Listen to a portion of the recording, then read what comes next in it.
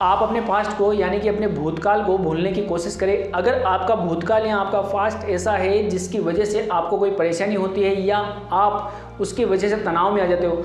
हर कोई ये चाहता है कि वो मानसिक रूप से इतना मजबूत बने कि वो किसी भी फैसले को ले सके और वो अपनी लाइफ में उन गोल्स को हासिल कर सके जो वो चाहता है, और वो खुद की मानसिक स्थिति को इतना मजबूत करे कि ताकि वो लोगों के सामने जब अपनी बातों को रखें तो लोग उनकी बातों को सुने और समझें और उनकी बातों पे ध्यान दें। लोग उन्हें नज़रअंदाज ना करें और उन्हें अपने लाइफ का इम्पोर्टेंट हिस्सा माने।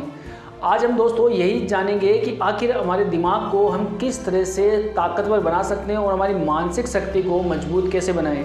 तो दोस्तों चलिए शुरू करते हैं। आप खुद को जितना हो सके उतना खुश रखिए।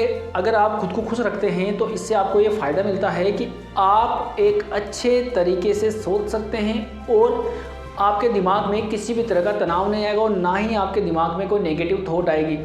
अगर मान लीजिए आप खुश नहीं हैं तो इसकी वजह से आपके दिमाग में नेगेटिव थॉट आएगी और आपका दिमाग तनाव को महसूस करेगा, जिसकी वजह से आप अपने आप को अंदर से मजबूत महसूस नहीं कर पाओगे और आप खुद को कमज़ोर महसूस करोगे। क्योंकि आपको जो मजबूत करने का सबसे अच्छा काम करती है वो आपकी खुशी है। अगर आप अंदर से खुशी नहीं हो तो आप किसी भी काम को ना ही अच्छे से कर सकते हो और ना ही किसी काम में ध्यान लगा सकते हो, तो आपकी मानसिक स्थिति कभी भी मजबूत नहीं होगी। तो आप ये कोशिश करें कि आप खुद को हमेशा खुश रखें और खुद का ध्यान उन्हीं बातों पे लगाएं जिससे आपको खुशी मिले।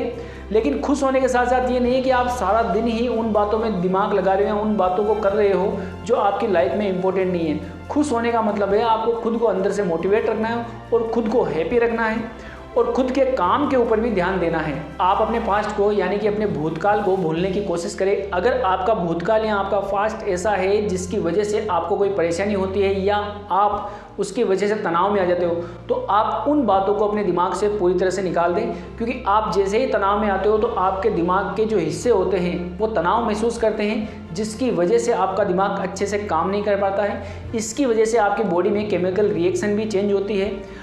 अगर आप बार बार अपने पास्ट के बारे में सोच रहे हो और उस पास्ट में इतनी बुरी घटनाएं हो चुकी है जो आपको परेशान करती है, जो आपको अंदर से रुला देती है, और अगर आप उन्हीं बातों को बार बार याद करोगे तो इससे आपका मानसिक तनाव जो है बढ़ता जाएगा और आपके दिमाग में गलत विचार आना चालू हो जाएंगे और आपके ऊपर नेगेटिव थॉट जो है हावी हो जाएगी। आप ये कोशिश करें कि आपके जीवन में जो भी कोई घटना घटित हुई है जिसकी वजह से आपको परेशानी महसूस हो रही है या आप खुद को तकलीफ में महसूस करते हो, सबसे पहले आप उन बातों को अपने दिमाग से निकाल दें और ये कोशिश करें कि आप उन बातों की ओर अपना ध्यान लगाएं जो वास्तव में आपको खुशियाँ महसूस करवाती है। लेकिन ऐसा ना हो कि आप अपने पास्ट में इतने ज़्यादा खोए हो कि आप आने वाले भविष्य के बारे में और अपने वर्तमान के बारे में बिल्कुल नहीं सोच पा रहे हो। अगर ऐसी मानसिकता आपकी बन जाएगी कहीं ना कहीं तो आपको बहुत ज़्यादा परेशान करेगी और आप आने वाले टाइम में एक दुखी इंसान बन जाओगे जिसके जीवन में दुखों के सिवा कुछ नहीं होगा।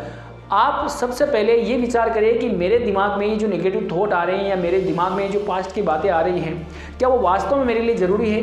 क्या उन बातों से मुझे कोई फ़ायदा हो रहा है? जब आपको लगे कि मुझे इन बातों से कोई फ़ायदा नहीं हो रहा है तो आप उन बातों को अपने दिमाग से पूरी तरह से हटा दें, क्योंकि वो बातें आपके भविष्य के लिए बिल्कुल भी आपके लिए आवश्यक नहीं है और आपकी ये पास्ट की बातें आपको बिल्कुल भी आगे नहीं बढ़ने देगी। जैसे ही आप कोई काम करोगे आपके दिमाग में ये बातें घूमेगी, आप इन बातों के बारे में ज़्यादा सोचोगे, जिसकी वजह से आप अपने काम के ऊपर फोकस नहीं कर पाओगे और जब आप अपने काम के ऊपर फोकस नहीं कर पाओगे तो आप अपने गोल्स तक भी नहीं पहुंच पाओगे, अपने लक्ष्य को पूरा नहीं कर पाओगे। आप सबसे पहले अपने पास्ट को भुलाएं और आपके पास्ट में जो भी दुखद घटनाएं हुई हैं आप उन घटनाओं को भूलें और एक नए सिरे से अपने जीवन को शुरू करें।